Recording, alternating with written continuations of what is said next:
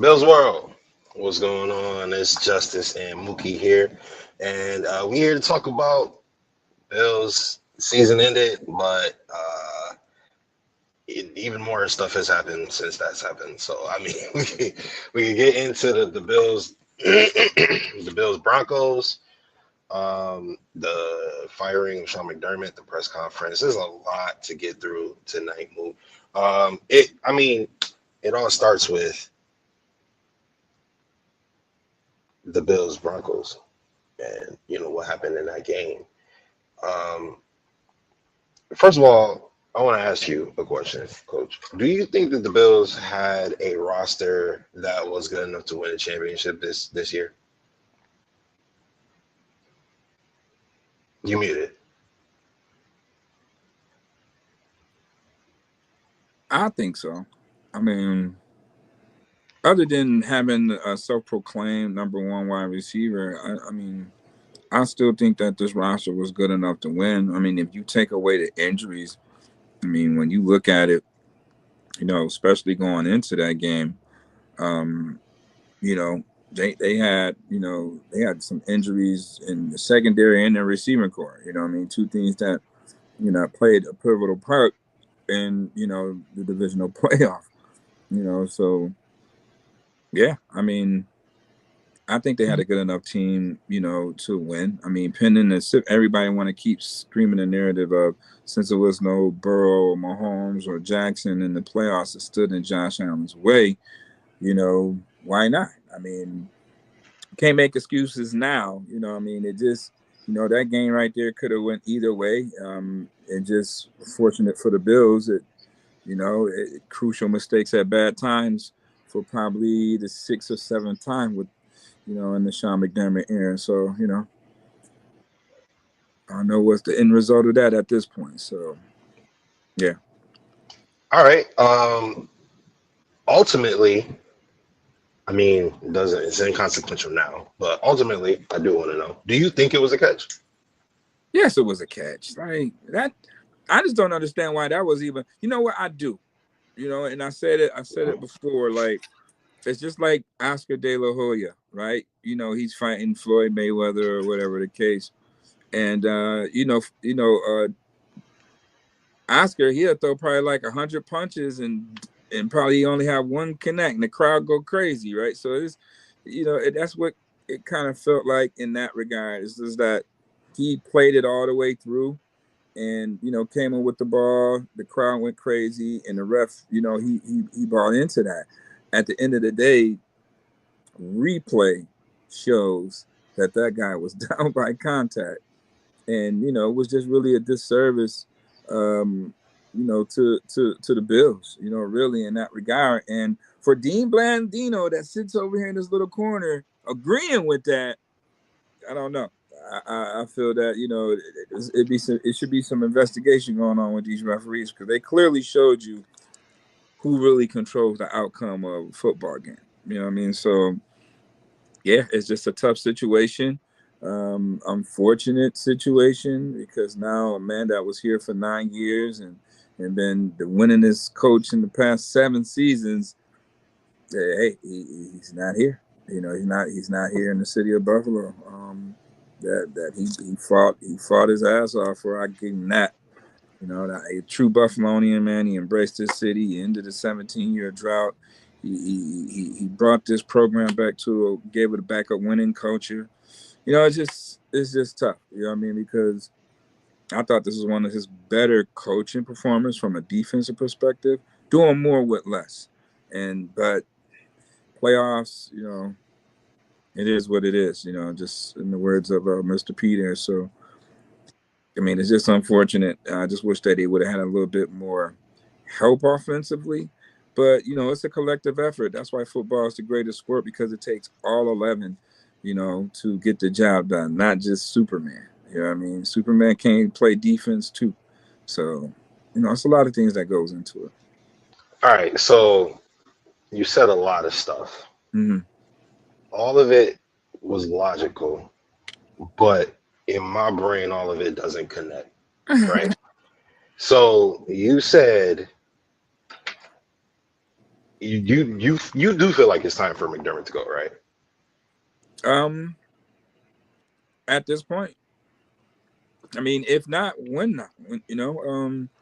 I think just because of the trend of it, how this coaching carousel is just like it's just a domino effect. Like it's I mean, when you got guys like Tomlin and Harbaugh who's been with these teams for over 15 years and they got Super Bowl championships and they're still coaching at a high level and they're let go of their duties, then that kind of sets a trend, with other owners to say, okay, it's 9 years here. How much time do your franchise quarterback got? Going through the same, scenarios, or we got to do better by your franchise, at this point. And there's been several coordinator changes. And, at the end of the day, the Bills still get the same result. Crucial mistakes at bad times. The players certainly didn't help by turning the ball over 5 times. It's hard to win, when you turning the ball over like that. You know what I mean? Especially, from your MVP with 2 interceptions and 2 fumbles. One wasn't, I don't say, well, he had 1 interception. I won't say he had 2. He had 1 interception. That one was just ridiculous. And then, obviously Denver being who they are, right? Number 1 seed, one of the top defenses in the NFL. They just capitalize off a lot of miscues by us. And, their defense were able to make plays, obviously, with the turnovers. There was a good hand on the ball, from James Cook, because that could have changed the dynamics of the game if the Bills go up there 14-3. That changes things early. That was a almost nail in the coffin early type of situation. Turner events, turnover happens and changes morale, right? So it's a lot of things, that went into that, but All right, so it was just time. here we are. So I guess where my confusion lies, McDermott should go, but you also said you wish there was more talent on offense and that it can't just be Josh.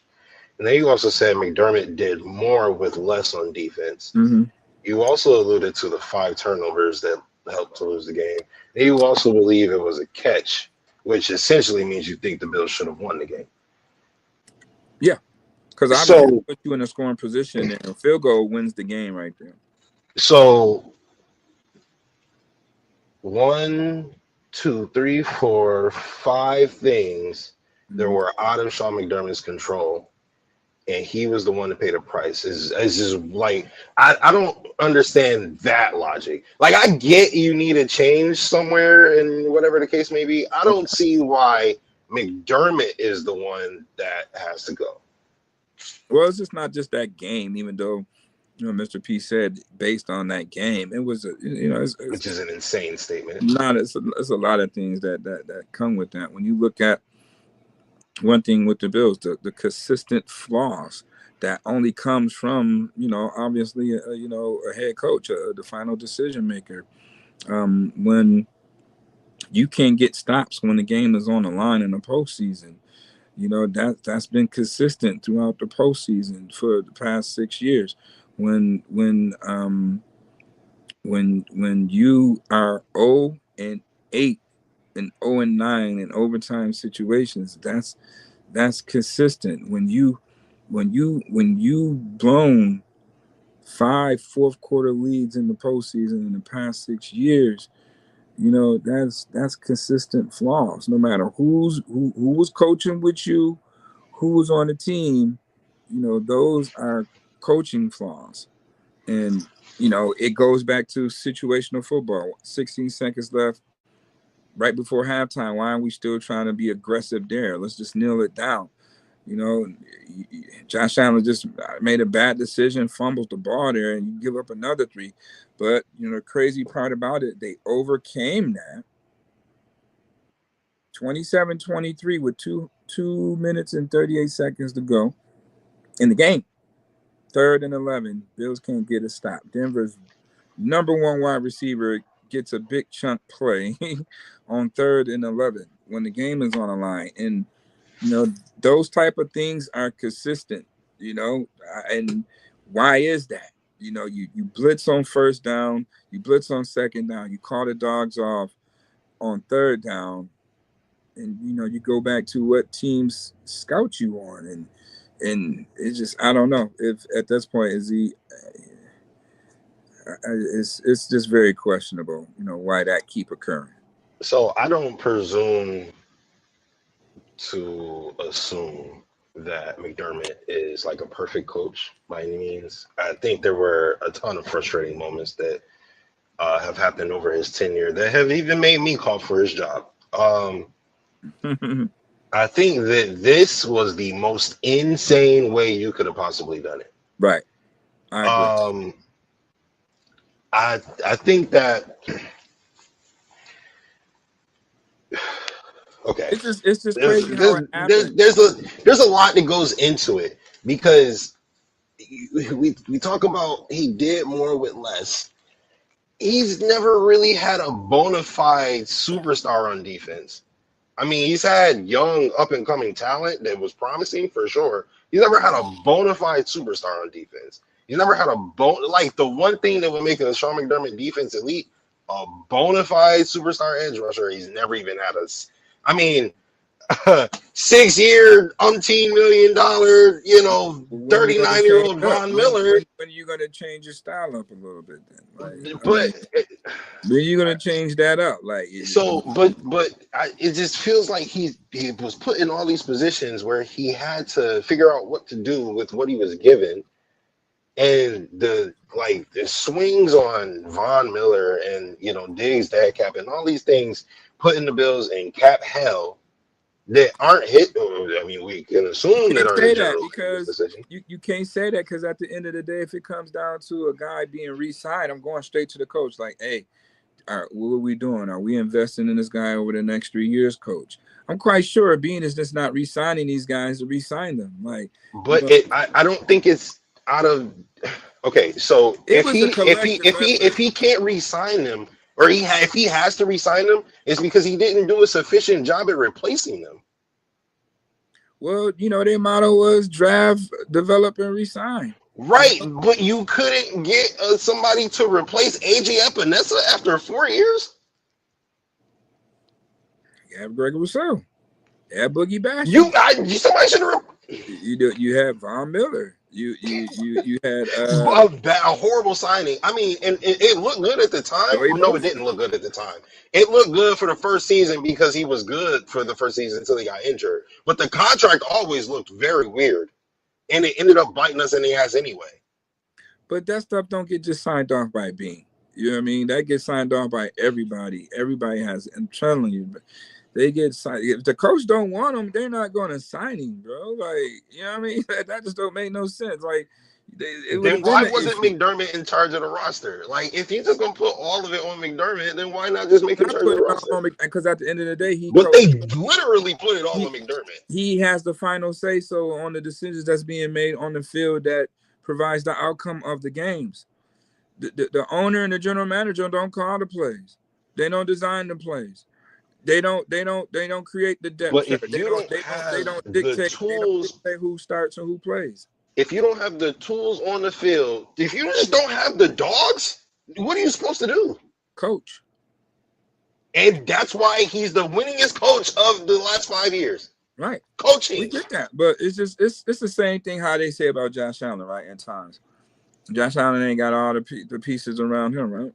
He don't. He didn't. Well, guess what? Coach McDermott don't need him. But that sometimes probably is to the fault of your own. So is Josh Allen's fault he went into the season with Joshua Palmer as his number one receiver? I mean, everybody is like going crazy over the number one receiver. Listen, this is what I'll be understanding about everybody that watch football. Khalil Shakur is the number one wide receiver for this team. He can't get open in man. He's not a number one. He's a slot to begin with. He's not an outside receiver. He can't get open in man. Hold on. He's the number one guy in the scheme. So outside receiver, I kept telling y'all this all season. It wasn't a wide receiver friendly offense. It never has been in the scheme. It never has been. If it was wide receiver friendly, Stephon Diggs probably would still be here. If it was wide receiver friendly. It's not a wide receiver friendly. It's a tight end slot oriented offense.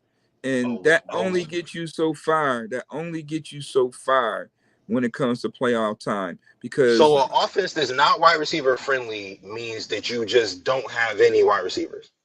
I like the 5 wide receivers they had out there on the field. I don't think that that's not a bad 5 wide receiver group, bro. You're just not using them correctly. Not a single person could get open in man separation, and it's not a bad group.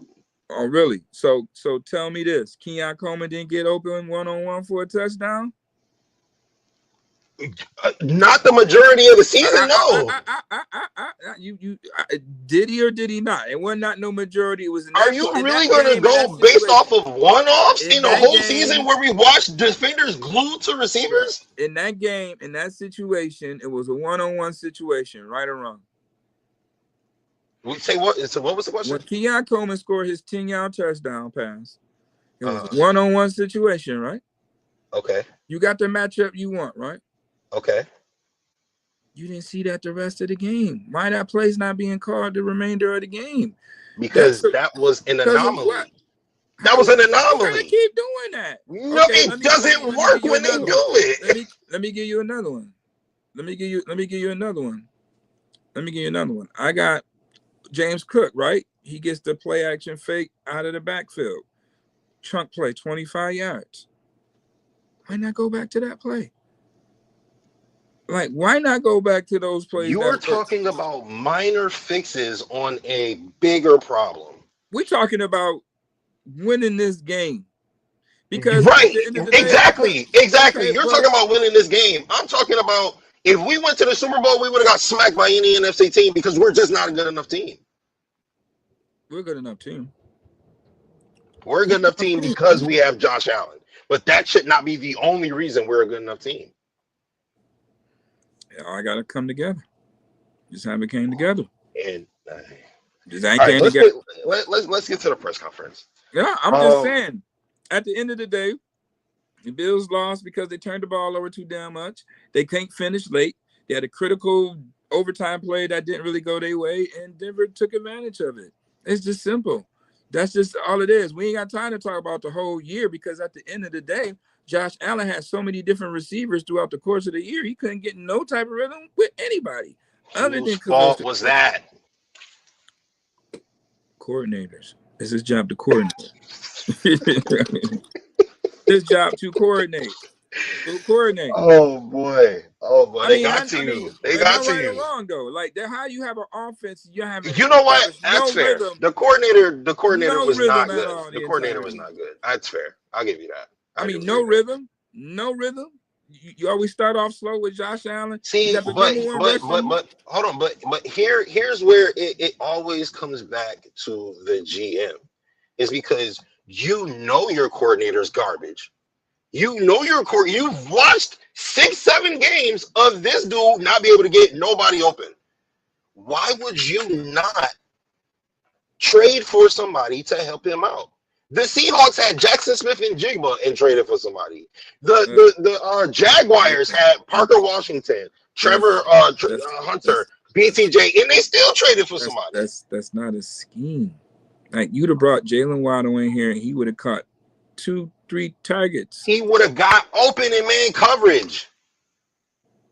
That's what would have happened. He would have got open in man coverage, and Josh would have had a receiver he could trust, and he wouldn't have dropped those passes that Brandon Cooks dropped. I don't care about the money. He get paid. No. Mookie, you the same person. I don't care about it. No, Mookie, you the same person 3 years ago that said Brandon Beane needs to go all in. Damn the money.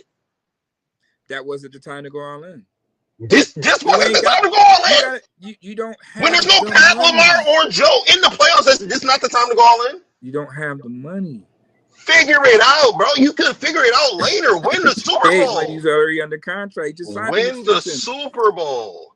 He just signed it. Jacoby Myers didn't cost as much as Jalen Waddle. Rashid Shaheed didn't cost as much as Jalen Waddle.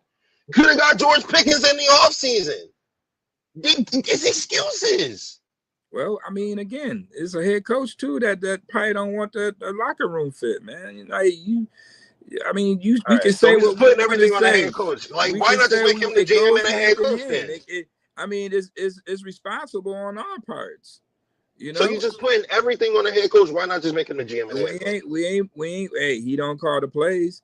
He don't challenge the plays. He He picks don't the. call So the wait, hold on. defense. So Sean McDermott calls the plays and picks the players.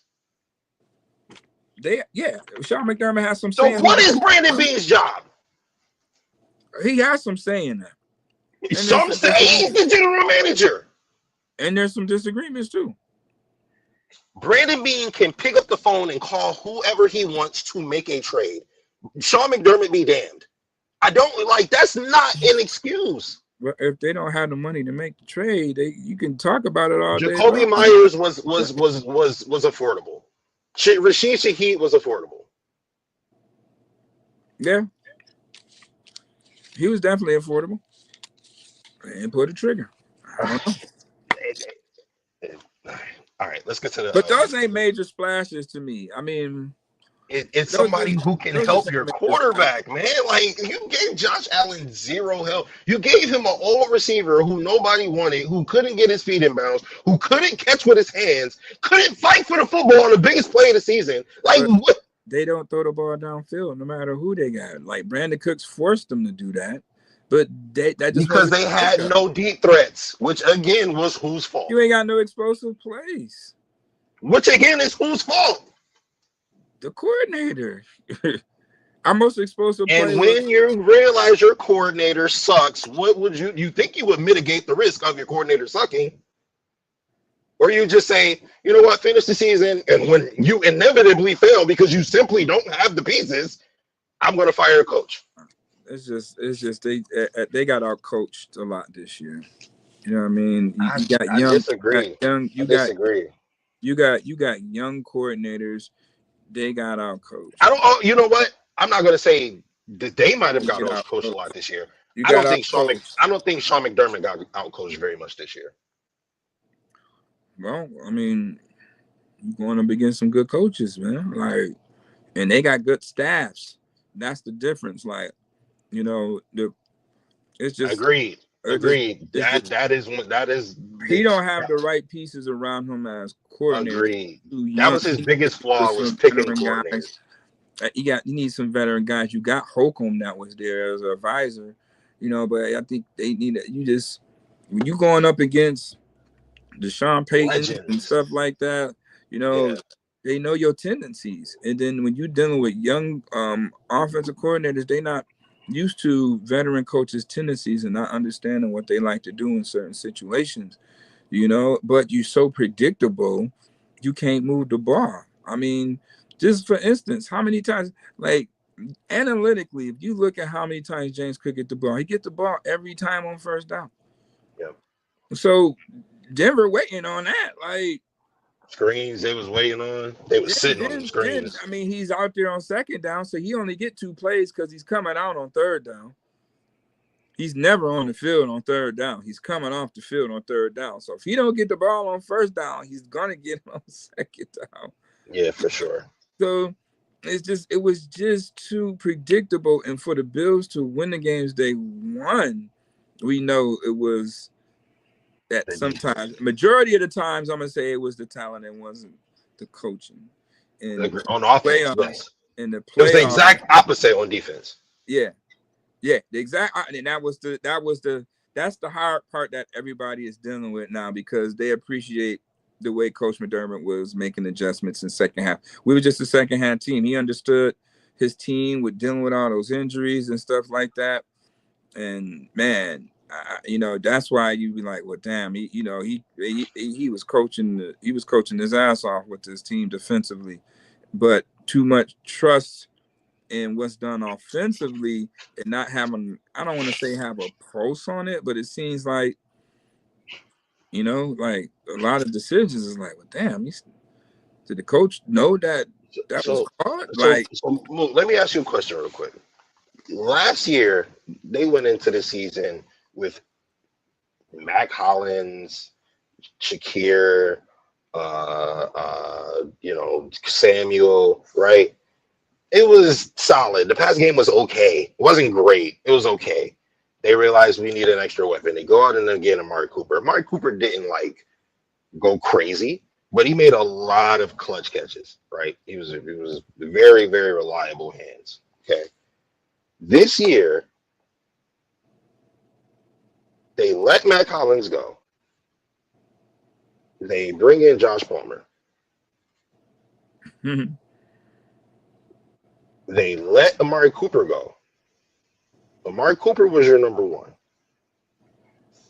You knew that this team without a number one receiver didn't work last year.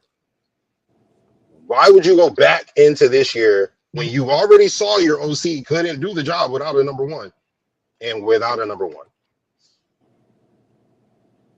Is that on McDermott too? Maybe he didn't want him to come back. He didn't want McDermott to come back. That's what it was. It's too many unexplained stupid decisions. It's bigger than Nino Brown, man. I mean, I don't know what I'm saying. It's a collective effort. It's just not like why do nobody know nobody else's name from that movie? Want those guys back. Like the coaches pound the table for those guys if they really want those guys back. So like that's all I'm saying. Don't justify coming into this year without a wide receiver one. But everybody eats. So no matter that's terrible. That's bad. We know that don't work. And then he tell people to stop being about the wide receivers just to do nothing about it. Like, what are we doing? Well, I mean, you know, he talked about that yesterday. But he didn't. It still doesn't justify the lack of a move. Like we're just moving past it. Okay, he said it, he regrets it. All right, fine. That doesn't justify that you didn't do anything. What do you want him to do? Get Wilder? Get somebody. Do something. Get Josh something. Got Shaheed. He got McCall.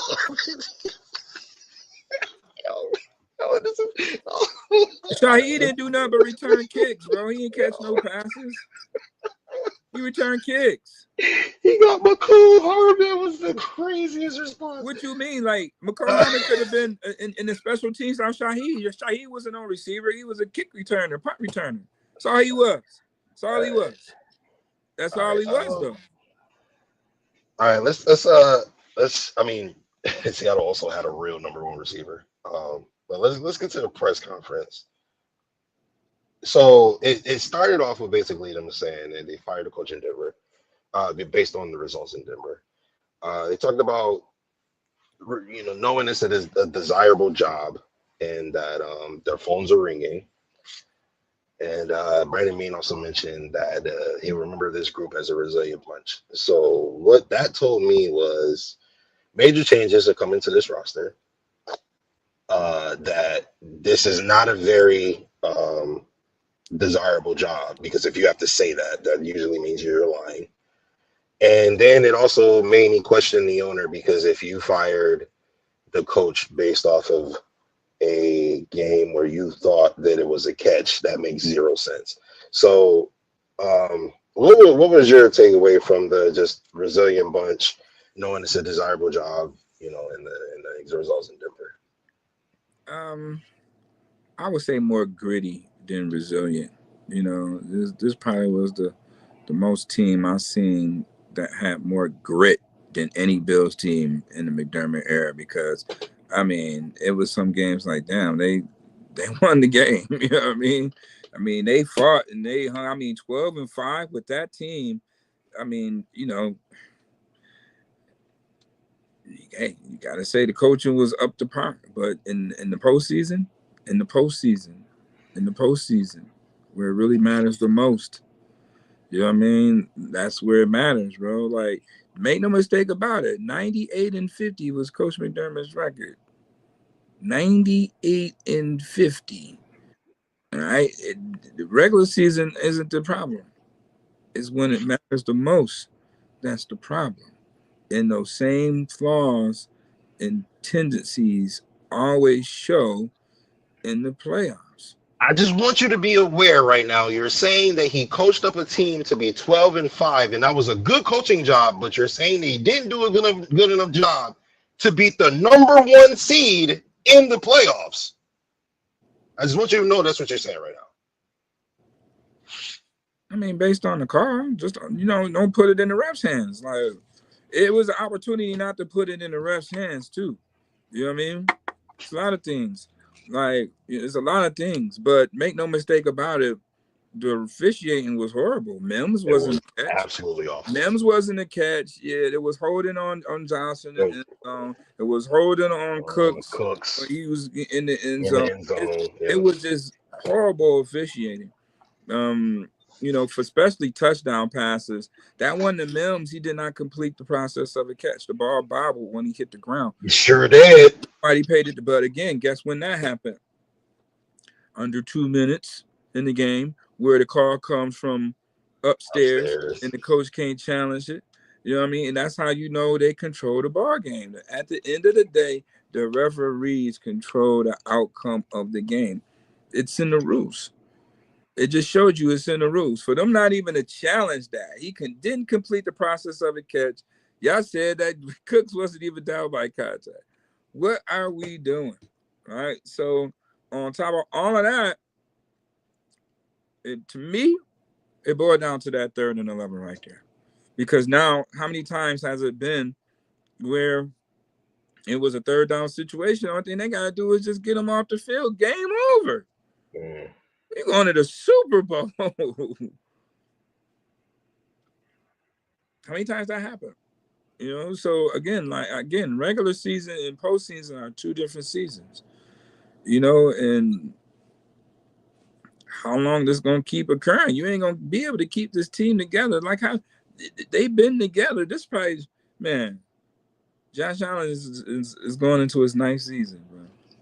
His 9th season. So I believe the inexperience of the offensive coordinator has not been helpful in the postseason to this team. The defense is going to ball out, but it's the inexperience of the offensive play caller that don't get the job done in the postseason as it should be when you got a player like Josh Allen and James Cook on the roster.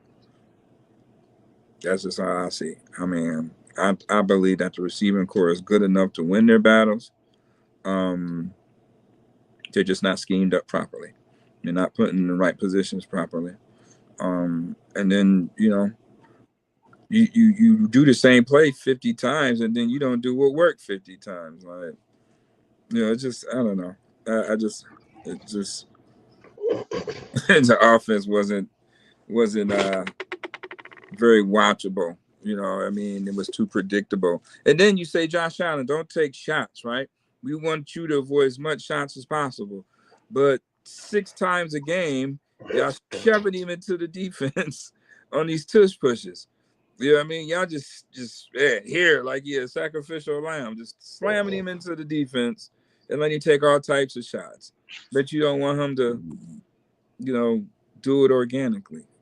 So this is a lot of things that you doing to your quarterback, like, you shouldn't be doing. Like, just spread him out and let him pick his shot. Like, if you're going to do all of that, or hand the ball off to James Cook. I don't see him get stopped in the backfield too many times, and do a real RPO. Like, you got James Cook and Josh Allen. They should be yanking and pulling like crazy. So, it's just how what you do with the personnel you got. And I don't think that Brady maximized the talent that he had on the roster. You got bona fide 3 tight ends, bro. You know what I mean? So he got weapons. He just not. You got. Look, I put you got the top 5 line, top 5 running back room, top 5 quarterback, top 5 tight end room, top 5 tight end room. Not with Kincaid injured half the season. A trio of tight ends. Not with Kincaid injured half the season. They still up there as far as trio. I mean, if you're talking about roster building wise, then yes. I mean, if you're talking about availability wise, then no. I'm talking as a room as a whole. They got a top 5 tight end room. Mm-hmm. They do. Mm-hmm. It wasn't available to them for the majority of this year, but yes, I agree. Yeah. You gotta be able to do something with that. Like, and I think he just didn't maximize the talent, and the receivers really caught the flack for it. You know what I mean? It's your job to scheme guys open. So, in the words, Belichick was good at doing that, right? We're gonna take away your best player, make somebody else beat you, but you just can't let him do that. You gotta, okay, I'm gonna move him around, put him in the slot, and let him, do some drags, do some crossers. If he's taking two people on a crosser, we got some action over here. You know what I mean? It's chess, not checkers. But Yeah, Joe Brady's a checkers player. you Absolutely. allow them to just take away your best player and just go somewhere else because that's what they dictate, and you dictate the terms, not them. So again, I don't think he just really maximized the offensive talent that they really had. What reason, I do not know. But I mean, it's amazing that, they are able to score the points that they do score. Obviously, because of the 1-2 punch between Allen and Cook this year. I just feel that it wasn't maximized, and there wasn't too many explosive plays. James Cook is not even on the field when the game matters the most. You trying to come from behind to win the game, and James Cook is not on the football field. That's saying, like, he doesn't give you the best chance to win by not having him out there. You know what I mean? So No, they took that third down running back thing to heart for sure. Like they're like, okay, you're not in on third downs at all, and it's insane. they had Gore out there. No disrespect to Gore, but you ain't played. And it's but that's not even. I don't even think Frank Gore Jr. would take that as disrespect. James Cook should be on the field. Like, what are we talking about? Is that being for? No, but I've gone on record. I've been saying since the middle of the season, Joe Brady should be fired. But if he's not, and you're the general manager, it's your job to still mitigate his failures. That's not his job to fire us. That's the head coach job. No. Is to make sure that your offensive coordinator, in his incapabilities, has something to work with. He got the number one running back, And he made him the number one he ain't on rusher the in the field, bro. league. Like, what are you talking about? He's not on the field. That ain't a Beane problem. No. Okay, never mind. That's a different issue. Yeah. All right, let's go back into the. All right, so he says that, or I'm sorry, They was I a don't remember. resilient group. I said it was a gritty group, and we It, dove off into. so somebody asked about the wide receiver room not being good enough this year, and apparently they, or allegedly, I guess, because I didn't hear the question, but they referenced Keon Coleman or something. I'm not really sure, but when asked the question about why the wide receiver room was not good enough this year, Brandon Beane was going to answer the question, and he was interrupted by Terry Pegula, who then said it was the coaching staff's decision to draft Keon Coleman, and then Brandon Beane has been taking the heat for it unnecessarily. How do you feel about that statement? Tell y'all this. Mr. P's the owner. He can say what he wants.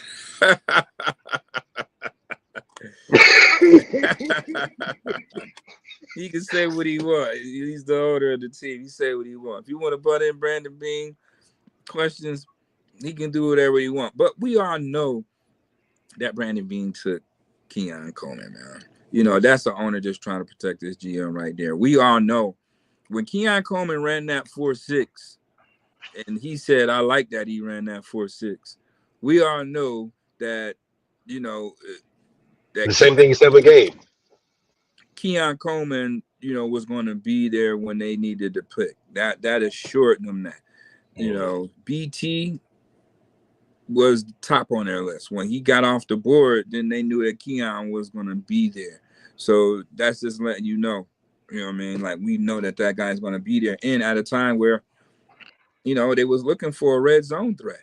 Like, that was the biggest thing. The Bills at that point in time, in the Dorsey era, they can get 20 to 20 better than anybody in the league. But they just struggled in the red zone a lot, under Dorsey. When they got inside that 20, when a real coach begins, that's when the inexperience lies.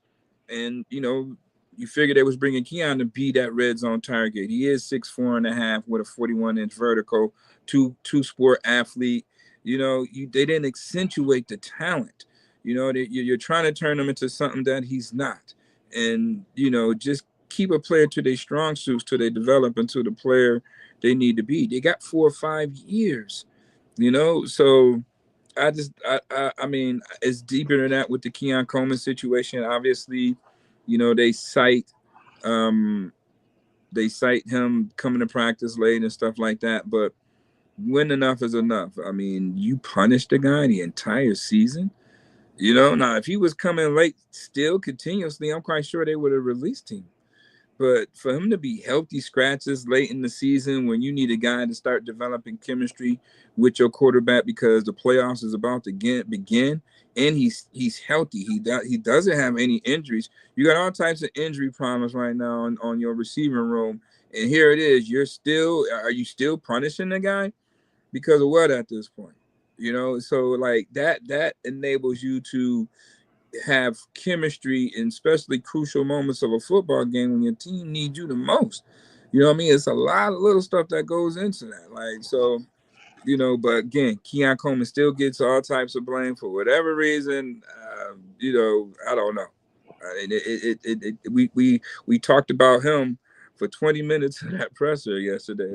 I didn't understand that, because that wasn't the reason why everybody was there today. You know what I mean? But it is what it is. So, So they also at the end of the day, Keon Coleman is still on this roster, and there's going to be a new coach to see if they can continue developing him. And then, at this point, everybody's going to be evaluated because the new coach, you're not my guy. You know what I mean? Like, only person that's probably the new coach guy will be Josh Allen. You know what I mean? James Cook. Yeah. If it's Dable, then it's a different situation. He has a few guys in that locker room. So if it's him, but other than that, the new coach, I mean, you're not my guy. So everybody definitely is going to be evaluated.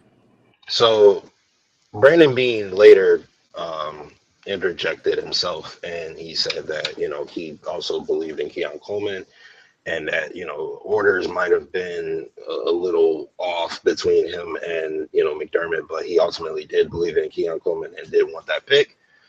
And he said that the benchings was less to do with on-field productivity and had less to do with on-field productivity and more to do with maturity issues, and then he still believes he can develop.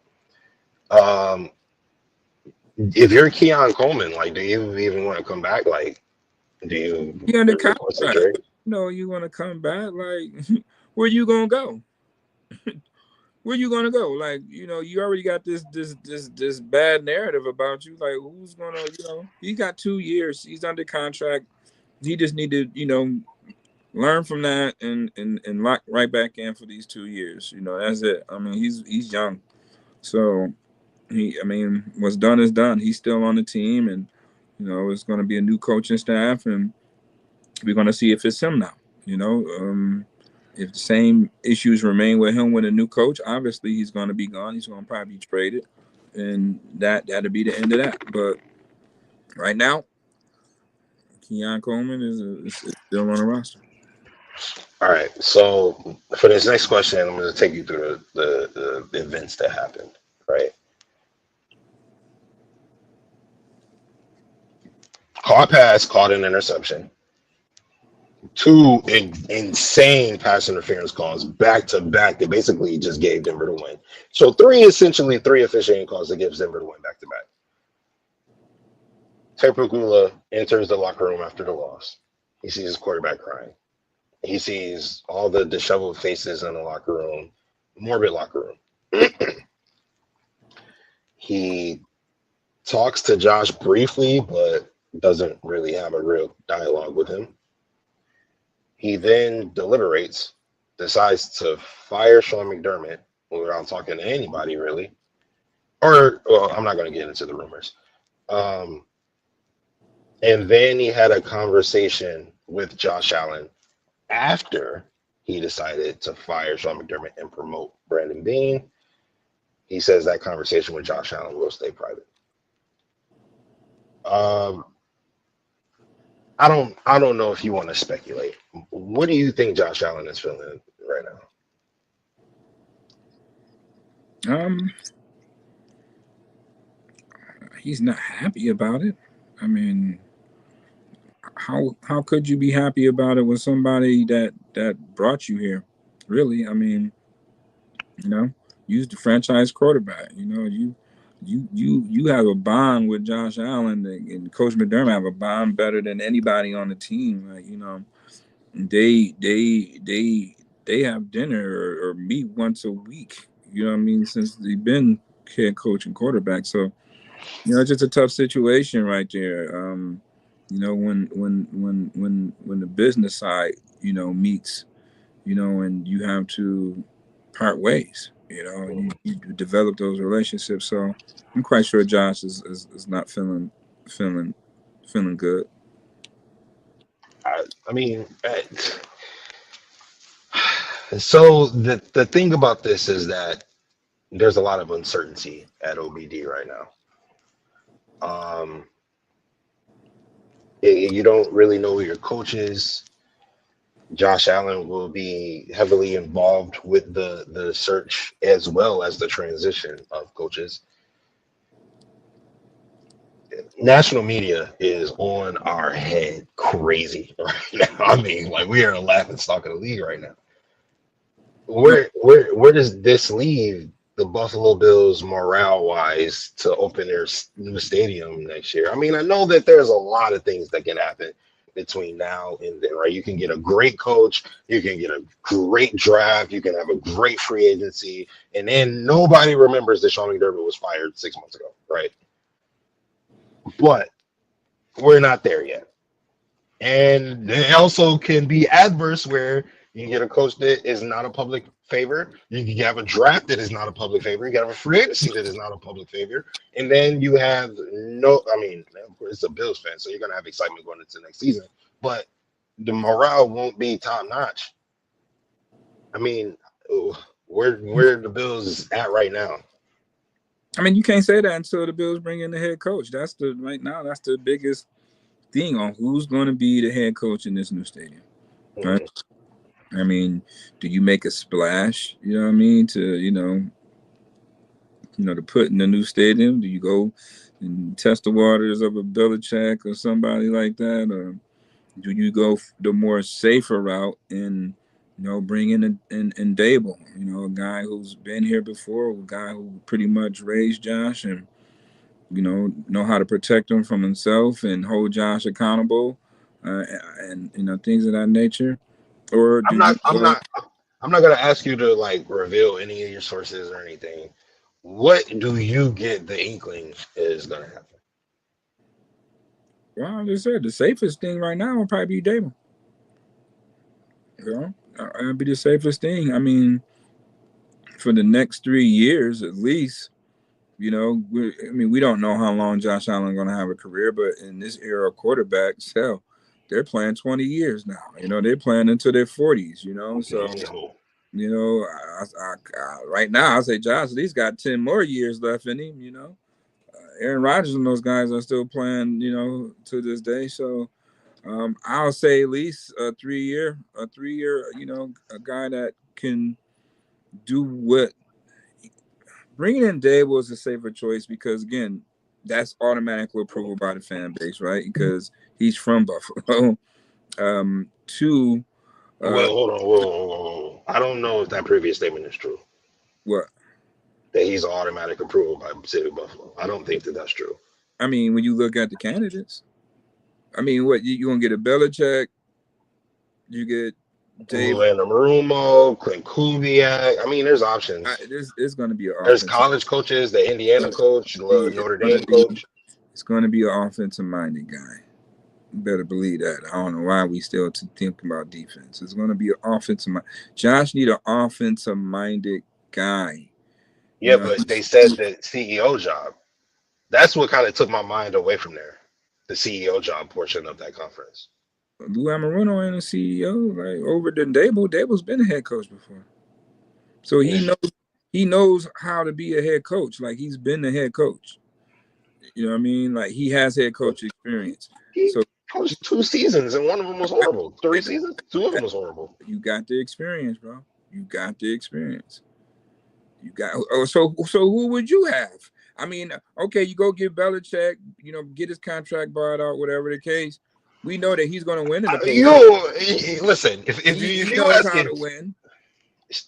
But the my safest pick, my biggest problem is that you fired Sean McDermott so emotionally and so just uncouth like, and then your top head coaching candidates are coaches that are not better than Sean McDermott. Like, it blows my mind. I don't understand that logic. well, that's what we're gonna see if it can be. that's just the bottom line.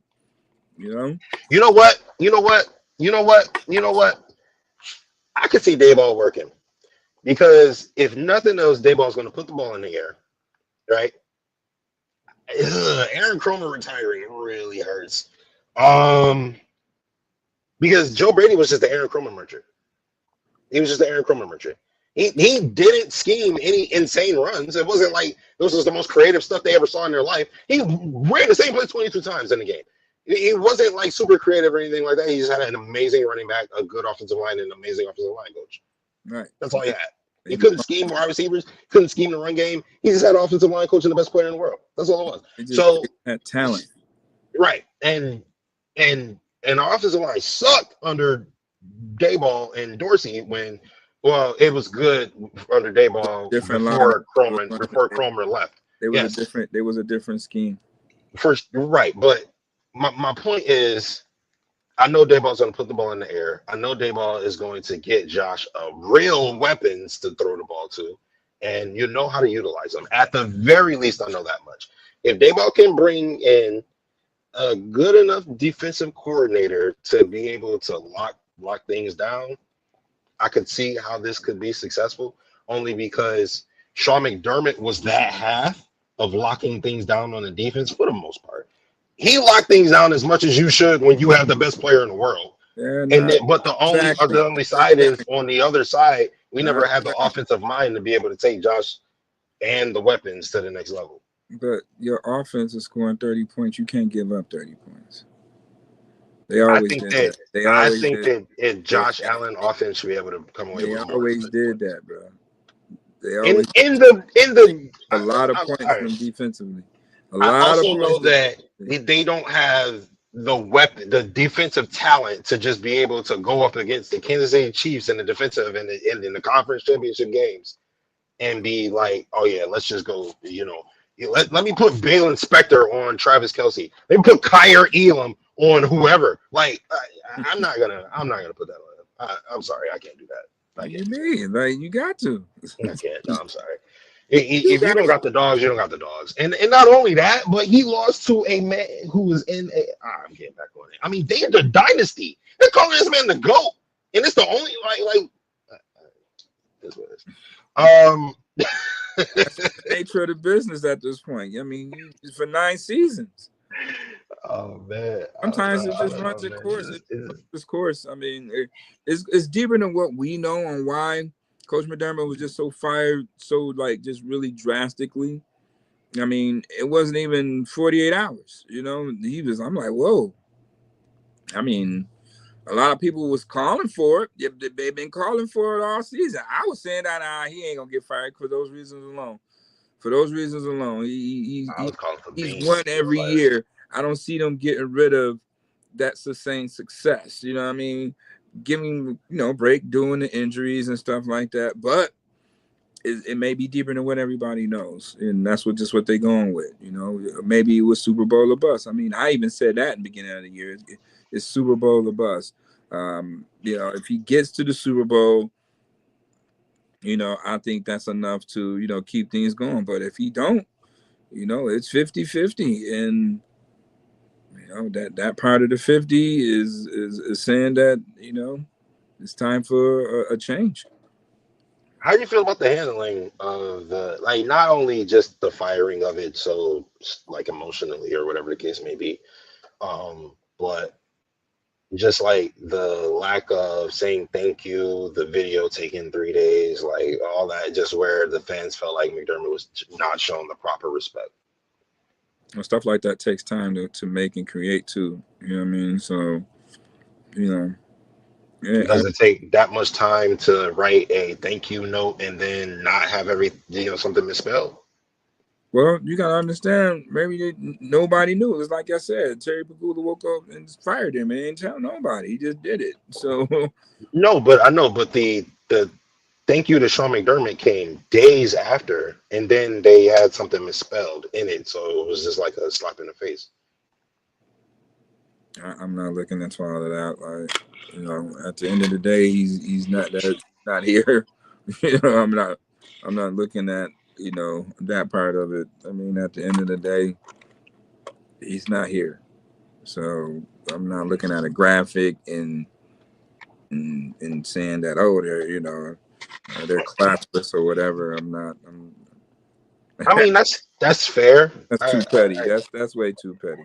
I don't know, man. I think that being able to look at your football team and saying, "Hey, show enough respect to the guy that changed the I mean, course and it's time trajectory it's of your happened. team." It's the first time And it's well, but hold on, but it's not only just that though. Like, it's not only just the way that they treated the whole thing after McDermott was fired and not getting the video out until 3 days later, not getting a thank you, and then spelling admirable wrong and kind of diminishing what he accomplished here. But also just like I feel like calling out Keon Coleman like that in a press conference was insane. Who did that? Terry Pegula. Somebody had to ask a question for him to even say that. Okay, so the question was why, how do you feel about the wide receiver room not being good enough? What I was told later was that there was a part in the question cut off where the dude referenced Keon Coleman. I didn't hear that part, but I heard him say, why wasn't the wide receiver room good enough? Brandon Beane was about to answer the question, and then Terry Pegula interjected and said that Keon Coleman was Sean McDermott, the coaching staff's pick. So I mean, it's a bad look for the franchise to me. To most people, I feel like I've heard a lot of people say that. That don't change nothing. Okay. You don't think that changes the attractiveness of the job, or say what? Like, we still going to Bills games. Like, you know, like that don't change anything. Like, you know, that's just, I think Terry at that point just trying to, you know, protect Brandon Beane where he really didn't have to. You know what I mean? Because everybody knew that Brandon Beane was high on Keon Coleman. So, you know, he can say what he wants. He's the owner of the team. He can say what he wants. So that's why I see about that. Everybody know that was a Brandon Beane pick. You know, and hey, the owner don't have a problem with it. You know, he don't have a problem with it. He's on the team. He's the owner of the team, so he can easily say, "I want Keon gone," and guess what? Keon would be gone, right? Keon is not gone after all the flack and all the blame everybody want to say about Keon Coleman. Keon Coleman is still on the team. fair enough. Still on the team. So what's that saying? They haven't had enough time to trade him. They have enough trading. Best believe it'll be teams that will be waiting, to trade if it's right. So, there's teams. All right. Sure, the Bills know that. That you just can't give up. You just can't give up on a guy. You just can't give up on a guy too soon like that. I don't think giving up on him was the issue. I don't think that we should give up on him. I think that calling him out is insane. Yeah, I got to go back and see how that even came about. I think somebody asked about that, and that was kind of like the bulk of the whole ordeal. Instead of asking about, we should be talking about moving forward. We shouldn't be talking about stuff with Keon Coleman. in the exit press conference over, you got a new coach coming, you got a new coach you just got rid of. Like, that should have been pretty much the topic of, that presser, but I mean, damn. I mean, yeah, they want Brandon Beane gone, they want Sean McDermott gone, they want Keon gone. So here's another thing I learned from the press conference.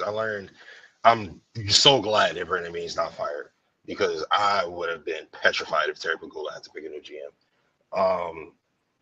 If one or the other had to go, I would have preferred Beane to go over McDermott. But I do think that Beane is at least somewhat competent in a way that I don't think Terry Pegula would have been able to find someone, to do the job correctly. They don't call the plays. All right. So last thing before we get up out of here, Brandon Beane. I'm sorry, not Brandon Beane. Brandon Cooks. Buffalo Bills wide receiver Brandon Cooks went on Good Morning Football. I feel like I'm the only one that watched this season happen. Like, I'm the only one that saw how terrible he was this season. Everybody's like, "Oh, he cried, and I hope he's coming back next season." I don't want him back next season. He couldn't even catch the ball. He couldn't keep his feet in. It was terrible. He went on Good Morning Football, and he said he felt like he let Josh Allen down. He felt like he does not want to end his career on that note, so he will be coming back, or he will be playing football still. So I ask you, sir, do you think he let Josh Allen down? And B, would you like to have Brandon Cooks back on this roster next year? I think he should have fought more for that catch. At least a little bit. But when you look at it, his posture kind of, let the ref believe that he had it. But his demeanor. When you look at it, the guy, he fell on top of him, so he probably knocked the wind out of him. Oh, that's true. I didn't think about that. He fell directly on top. You were standing up, already on the ground. You still on your 2 feet, and I just thought that was crazy. But he could at least fought for more. But if it was reviewed properly, they would have realized that he was down by contact, 1st and 10, Buffalo. And Bills would have went on ahead and, won that game. And, Coach McDermott could, got another week to, to stay in the play in, to play for a Super Bowl life. He was one game away on really, sticking around, I guess, because like I said before, Super Bowl or bust. If he made it to the Super Bowl, you can't get rid of him. You just can't. Even if they lose the Super Bowl, there's no way you get rid of a guy that lost the Super Bowl. I don't know if somebody lost their job after losing the Super Bowl. Is that a question? Like, can you research that? Is there anybody that lost the Super Bowl, lost their job, got fired? I don't know. So that's why I say it was Super Bowl or bust. He was one game away from it. I mean, it was the ebbs and flow of the game. It was it was a lot of drama in that game.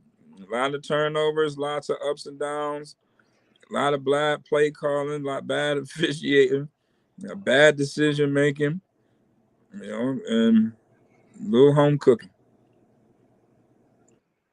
So it's just tough. It's just tough. I mean, the exciting part, I guess, is going to be a new coaching staff, and not sure what, the offense or the defense is going to look like, but I know they're going to be more aggressive. I don't think these Bills teams were aggressive enough, like even on both sides, offense or defensively. They were more of a passive aggressive team, than in years past. George Seifert was the only one that came close. He lost the Super Bowl in 2003 with the Panthers and was fired after the 2004 season after a 7-9 record. Yeah, but never after the Super Bowl. After the Super Bowl, no. Right. You live to fight another day if you get to the Super Bowl. That's why it was Super Bowl or bust. If he would have made it to the Super Bowl, it would have been impossible for the Bills to move him, because, I mean, he made it, right? But, then, all that stuff that we talked about plays in his favor, like the injuries and things of that nature, right? All that stuff plays in his favor when you make it to a Super Bowl. But, they was one game away, and hey, you heard what Mr. P said. It is what it is. Like, it's just enough. I think, Whoa, personally, whoa, whoa, whoa, whoa, whoa, whoa, whoa, whoa, whoa, whoa, whoa, it is whoa, what it whoa, is. whoa. No, no, no, no, no, no. I just thought of something. Well, I can't believe I forgot this. You asked him a question about this exact thing. And he couldn't even answer your question. right. He couldn't. You said, what's more important between coaching and roster building? And he said he doesn't know. And he also said that he doesn't even know if he made the right decision. He's the owner. Does that He can justify say it? whatever he wants. He can say Oh, we're screwed. Oh my God. whatever he want to say. Oh, we're so screwed. Oh my God. He can say whatever he want to say. He didn't have to sit up there at that press conference. No, that was a fantastic question, by the way. I knew he was gonna do that. I knew he was gonna do something like that. That was a fantastic question. So props to you for that. Oh man. Emotional week, for sure. Timbers are high. A lot of disagreement, a lot of decisiveness amongst the mafia, but mafia means family. It's tough. It's tough because we've been used to seeing something for 9 years, man. Something of man greatness. Very appreciative. I mean, Coach McDermott made Sundays and fun to watch. So they was on Monday nights and Thursday nights and Sunday nights. And, Yeah. you know what I mean? Like, so he created all of that stuff. So I couldn't be more appreciative enough, to see how he was able to, restore the winning culture back in, Buffalo.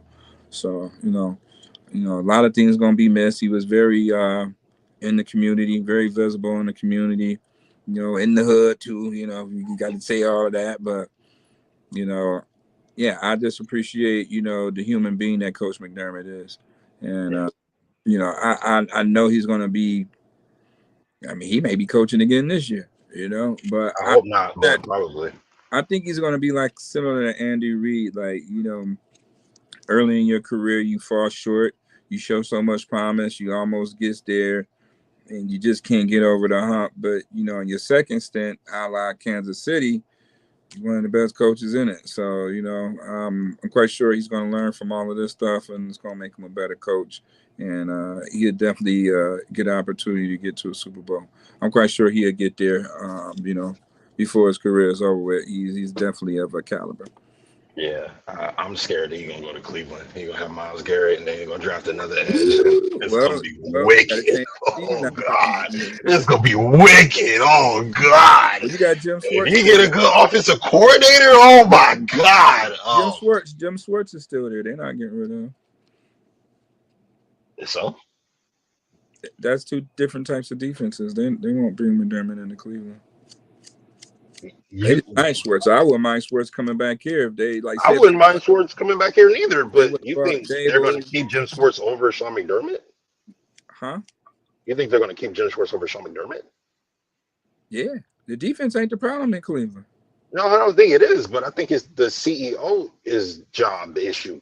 Right, is the problem. The defense ain't the problem. Get you an offensive-minded head coach. But who says the offensive-minded head coach wants to have that defensive coordinator? Leave the defense alone. Somebody that could, hey, get the ball going and generate some offense, man. Like that was a little toxic in Cleveland. That was just too toxic with the whole. I feel like that's dependent on if the defensive coordinator wants to coach with that new head coach, and if the head coach even wants him as defensive coordinator. Well, they retained him. He's still under contract. Oh, I see. Okay, I got you. Okay, yeah, he's still under contract. I didn't know they retained him. Okay. Yeah, like when you fire the head coach, that don't mean everybody, got to go. I know most of the time the coaching staff goes somewhere else. True. Unless the coach, the front office say, "Hey, we are looking for." Well, if you got Jim Schwartz, that's about as good of a coordinator as you can do that with. Whereas, we don't want the head coach anymore. You stay your ass where you at. That's why they should have did that the first time in Buffalo. With Schwartz, I agree. Frank Wright probably was the offensive coordinator back then. Yeah, And he would have been on the that would have been Rex Ryan with Jim Schwartz would have been. No, hell no. Hell no, I ain't dealing with Rex Ryan. 3-4. Anyway, I just want to say, as someone who was born in 1995, my earliest memory of football was Mississippi Miracle, and that led into just years and years and years and years, decades even of failure. As in my sports fandom, I became a LeBron James fan. Just like, we don't have a basketball team, so it's like, all right, at least I can watch the greatest player on the planet and have like some success in my sports fandom. And everything changed when Sean McDermott came. Right, he took Tyrod Taylor, and it broke the drought. You had a down season with your quarterback the next year, and then you never missed a beat again. And I can say again, as a 31-year-old man who hadn't seen much success before Sean McDermott came along, I, from the bottom of my heart, Justus General, would like to thank Sean McDermott for everything he's done for the team, the franchise, the community. It really does suck that things happen this way. And I'm not even necessarily against Sean McDermott, quote unquote, being fired. I think that if he was going to do it, you should clean house. But, watching the press conference made me glad that they didn't do that. So it really just is a sucky situation. It would be if you had no head coach or general manager and you got combine coming up in 3 weeks. I mean, that's what some people go through, though. But, well, not really, because you don't really usually fire your coach after the division round. There ain't nobody fired their coach and general manager before the combine. Not because you don't usually fire them after the divisional round of the playoffs. Usually, if you have a team that makes it there, you're retaining them. People fire the head coach and GM all the time. Not together. Yeah, they do. They might not fire them at the same exact time, but a lot of times they fire both of them in the same season. Yeah. That's too close to the combine. Who is he going to have to put all this stuff? The general manager is a tedious ass job. Like, it's a lot, Who you gonna find to do that in a short period of time? The assistant general managers, you gonna allow them, like the assistant general managers, they're gonna have carte blanche now to pick and choose who to bring in here? Okay.